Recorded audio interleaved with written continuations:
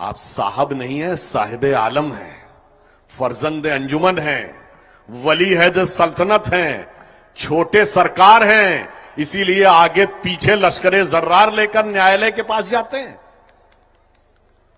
न्यायालय को दबाव में लेने के लिए या एजेंसीज को धमकाने के लिए। मगर जो माफी की बात करना चाहते हैं, मैंने अभी देखा था कि देवेंद्र फडणवीस जी का ही वक्तव्य था माफी के बारे में, उन्होंने बहुत स्पष्ट कहा था, मगर मैं आपको याद दिलाना चाहता हूं, ये चूंकि 2023 है, भारत के इतिहास में एक ऐसा भी दौर आया जब किसी नेता को सजा हुई और बगैर माफी मांगे सजा माफ हो गई। वो 1923 था, ठीक 100 साल पहले। नेहरू जी नाभा के जेल में गिरफ्तार हो जाते हैं, उन्हें जेल हो जाती है और जेल में उनको बड़ा असहज लगता है और 2 दिन के अंदर उनके पिता मोतीलाल नेहरू जी वाइसराय से बात करके जेल में उनको सुख सुविधाएं उपलब्ध करा देते हैं। आप खाना पीना, कपड़े धुलने के लिए फल, सब कुछ मिलने लगता है। और ये बात और किसी ने नहीं कही है, उनके साथ जेल में रहे कांग्रेस के नेताओं ने, जिनकी किताब है हैंडकफ्ड विद नेहरू, उन्होंने लिखा। 5-6 दिन जेल में रहने के बाद नेहरू जी को 2 साल की सजा होती है। और मजे की बात देखिए, दोपहर में 2 साल की सजा होती है और शाम होते होते वहां का ब्रिटिश एडमिनिस्ट्रेटर अपने विशेषाधिकार का प्रयोग करते हुए सजा को माफ कर देता है। तो आप तो उस खानदान से हैं। और यह फैक्ट मैं पहले भी बोल चुका हूं, वीर सावरकर को, जो भारत के एकमात्र क्रांतिकारी हैं जिनको 2 जन्मों का कारावास हुआ था, और किस वर्ष में हुआ था? 1910। और जाके चेक कर लीजिए 1910 में कांग्रेस का अध्यक्ष कौन था? कांग्रेस का अध्यक्ष था एक ब्रिटिश सरकार का सेक्रेटरी विलियम वैडनबर्ग। आप ब्रिटिश हुक्मरानों के कदमों के तले बैठे थे और आक्षेप उस पे लगाते हैं जिसको वो लोग 2-2 जन्मों के कारावास की सजा दे रहे थे। अब ये बताइए, जब सावरकर जी सजा की सुनवाई के बाद बाहर निकले तो उन्होंने हंसते हुए कहा, चलो इसी बहाने अंग्रेजों ने हमारे पुनर्जन्म की धारणा को तो माना कि एक के बाद दूसरा जन्म भी होता है।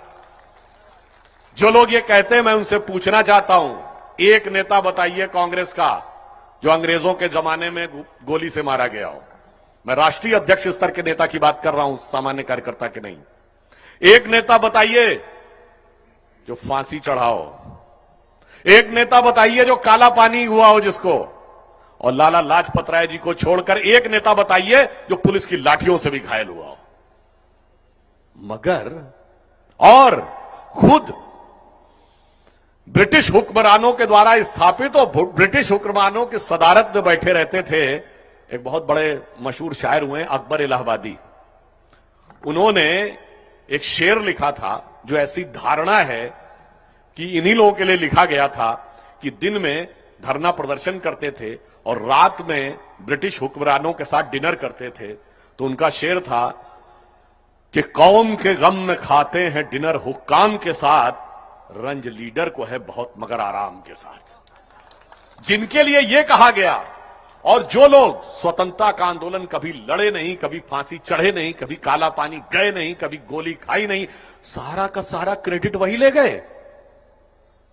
और जिसने जीवन भर संघर्ष किया, लंदन से लेकर भारत तक संघर्ष किया, जो काला पानी तक की सजा भुगते, उन्हें श्रेय नहीं मिला। तो इस पर तो मुझे वो पंक्ति याद आती है कि स्वतंत्र भारत के इतिहास के साथ जो मजाक हुआ कि नौरंगिए सियासते दौरा तो देखिए, नौरंगिए सियासते दौरा तो देखिए कि मंजिल मिली उन्हीं को जो शरीके सफर न थे।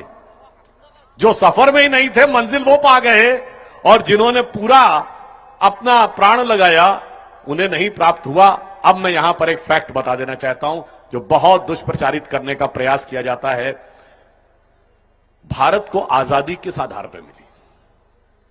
कहा जाता है कि वीर सावरकर जी ने यह कहा भारतीय युवकों से कि ब्रिटिश सेना में शामिल होना चाहिए। यह आरोप लगाया जाता है ना। बिल्कुल उन्होंने बहुत सोच विचार करके यह बात कही थी। मैं कोट करना चाहता हूं, डॉक्टर अंबेडकर ने अपनी किताब में लिखा है, पाकिस्तान अथवा भारत का विभाजन, Pakistan and the partition of India, उसका जो हिंदी अनुवाद है उसमें 300 पृष्ठ के आसपास लिखा हुआ है कि भारत की सेना के अंदर बहुत विचित्र प्रकार का गैर बराबरी का संतुलन था। इसलिए यह बहुत आवश्यक था कि भारतीयता को मजबूत करने के लिए जाकर वहां पर उन्होंने कहा कि महार जाति के युवकों को जाकर सेना में सम्मिलित होना चाहिए। वीर सावरकर ने सेकेंड वर्ल्ड वॉर शुरू होने के बाद कानपुर में अपने भाषण में कहा कि ये अंग्रेज भारतीयों को लाइसेंस तक हथियार का नहीं देते, अगर आपके पास कोई हथियार बरामद हो जाएगा तो जेल कर देंगे। आज उन्होंने कहा कि आज उनकी मजबूरी है, वो आपको राइफल भी देंगे, मशीन गन भी देंगे, तोप भी देंगे, जंगी और लड़ाकू जहाज भी जाने देंगे। इस मौके का फायदा उठाइए और जाइए। अब आप कहेंगे उसके जाने से हुआ क्या? मैं इस बात को सिर्फ किसी सांप्रदायिक नजरिए से नहीं कहना चाहता, परंतु डॉक्टर अंबेडकर ने अपनी किताब में लिखा है कि उस समय जिन्ना ने यह कोट करके कहा था कि भारत की सेना में ज्यादातर, ब्रिटिश टाइम में ज्यादातर सैनिक पंजाब से आ रहे हैं और 50% से अधिक मुस्लिम थे। और उन्होंने कहा था यह देश विभाजित होगा या नहीं भी होगा, यह हमारी ताकत बनेंगे।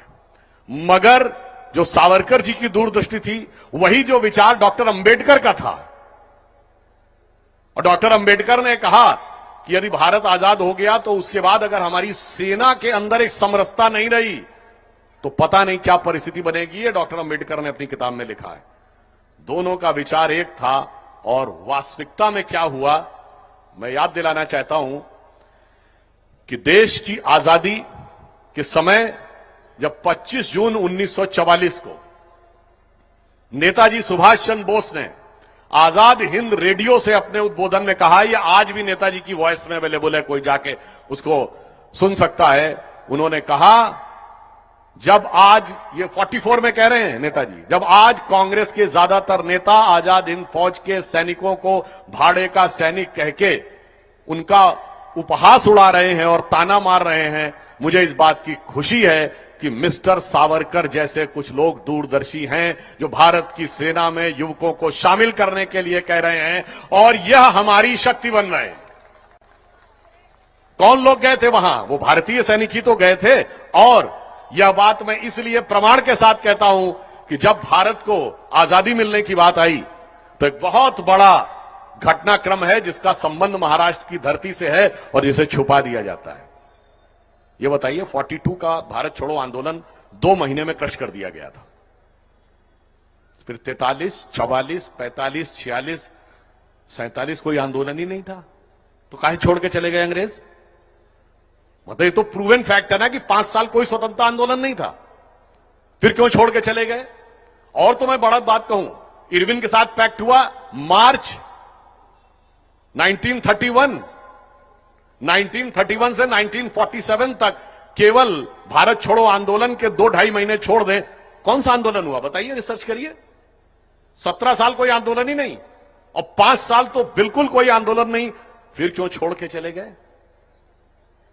इसलिए छोड़ के चले गए कि मैं आपको यह फैक्ट बताता हूं कि जब आजाद हिंद फौज के सैनिकों के ऊपर लाल किले में केस चल रहा था तो उस समय के जो ब्रिटिश आर्मी चीफ थे क्लॉड मैकॉनले, वो वाइस राय को लेटर लिखता है नवंबर 1945 में कि भारत के सैनिकों में बहुत असंतोष उबल रहा है, इसलिए इनके खिलाफ मुकदमा रुकवा दीजिए, अन्यथा ये भारत के सैनिकों की ब्रिटिश क्राउन के प्रतिनिष्ठा समाप्त हो गई है।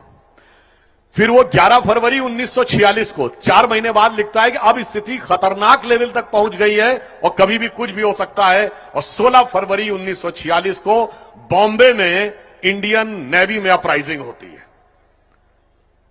भारत के 9 सैनिक उठ के खड़े हो जाते हैं ब्रिटिश सरकार के विरुद्ध और 2 दिन के अंदर उसका प्रभाव कराची से कलकत्ता तक पहुंचता है और 20,000 नौसैनिक उसमें शामिल हो जाते हैं। 100 से अधिक जो नौसेना के जहाज थे वो भारतीय सैनिकों के कब्जे में आ जाते हैं, अंग्रेजों के हाथ पांव फूल जाते हैं, वो नियंत्रण नहीं कर पाते हैं। आखिर में वो कांग्रेस के नेताओं की मदद लेते हैं और तब सरदार पटेल और नेहरू जी के समझाने पे वो लोग वापस आते हैं और वो 28 फरवरी यानी 10-11 दिन के बाद वो विषय समाप्त होता है।